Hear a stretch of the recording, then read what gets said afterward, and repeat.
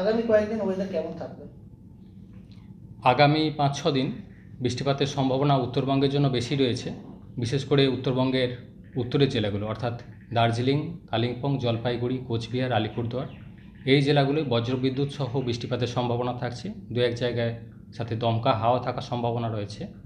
Mainly 12 তারিখ থেকে 17 তারিখ এই পিরিয়ডটাতে প্রভাব বেশি থাকবে উত্তরবঙ্গের উত্তরের জেলাগুলোয়, উত্তরের 5টা যে জেলার কথা বলা হলো। দু এক জায়গায় ভারী বৃষ্টিরও সম্ভাবনা রয়েছে 12 থেকে 13 তারিখের মধ্যে, বিশেষ করে জলপাইগুড়ি, দার্জিলিং, আলিপুরদুয়ার এই জেলাগুলো দু এক জায়গায় স্থানীয়ভাবে। তাপমাত্রা উত্তরবঙ্গের জেলাগুলির জন্য এই বৃষ্টিপাতের কারণে বা মেঘলা থাকার কারণে দিনের তাপমাত্রা কিছুটা কমবে আগামী 2-3 দিনে 2 থেকে 3 ডিগ্রি মতো। দক্ষিণবঙ্গের জন্য আগামী 24 ঘন্টায় দু এক জায়গায় বৃষ্টিপাতের সম্ভাবনা রয়েছে, কিছুটা সম্ভাবনা বেশি থাকছে বিশেষ করে বীরভূম, মুর্শিদাবাদ, নদিয়া এই জেলাগুলো বজ্রবিদ্যুৎ সহ বৃষ্টিপাতের সম্ভাবনা থাকছে। অন্যান্য জেলাগুলো দু এক জায়গায় স্থানীয়ভাবে হালকা ধরনের বৃষ্টিপাতের সম্ভাবনা থাকবে আগামী 24 ঘন্টায়। অর্থাৎ আজকের দিনটা বজ্রবিদ্যুৎ সহ বৃষ্টিপাতের সম্ভাবনা বেশি থাকছে বীরভূম, মুর্শিদাবাদ, নদিয়া। হ্যাঁ, তারপর 13 তারিখে প্রধানত শুষ্ক ওয়েদার থাকার সম্ভাবনা দক্ষিণবঙ্গের জেলাগুলির জন্য। 14 তারিখ আবার কিছুটা সম্ভাবনা রয়েছে হালকা ধরনের বৃষ্টিপাত, মেনলি বীরভূম, মুর্শিদাবাদ আর ঝাড়গ্রাম, পশ্চিম মেদিনীপুর এই জেলাগুলো দু এক জায়গায় স্থানীয়ভাবে হালকা বৃষ্টির সম্ভাবনা থাকবে 14 তারিখে। 15 থেকে 17 তারিখ এই পিরিয়ডটায় আবার দক্ষিণবঙ্গে বৃষ্টিপাতের সম্ভাবনা বাড়বে।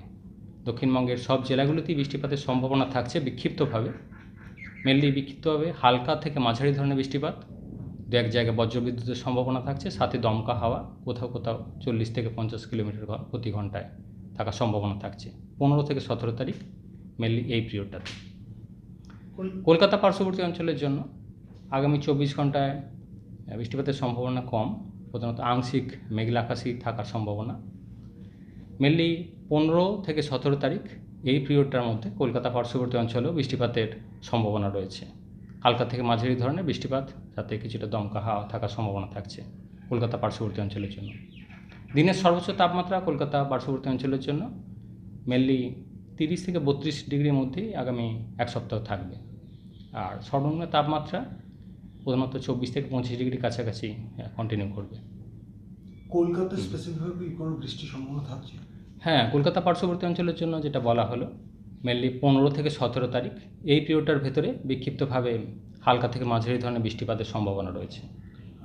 মেনলি বঙ্গোপসাগর থেকে জলীয় বাষ্পের প্রবেশ বেশি রয়েছে, সেই সাথে যে অ্যাটমসফিয়ারিক ইনস্টেবিলিটি তাপমাত্রা বেশি থাকার কারণে রয়েছে কিছুটা।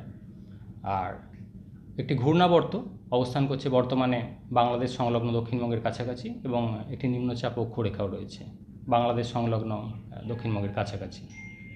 তো এইসবের কারণে এই বৃষ্টিপাতের সম্ভাবনা তৈরি হয়েছে, এবং 15 থেকে 17 তারিখ এর মধ্যেও যেটা দক্ষিণবঙ্গে যেটা বৃষ্টিপাতের সম্ভাবনা বাড়বে বলা হচ্ছে, সেটাও মেনলি জলীয় বাষ্পের প্রবেশ বাড়ার কারণে এবং ঘূর্ণাবর্ত বা নিম্নচাপ অক্ষরেখা আমাদের কাছাকাছি থাকার কারণে দক্ষিণবঙ্গের কাছাকাছি। ঠিক।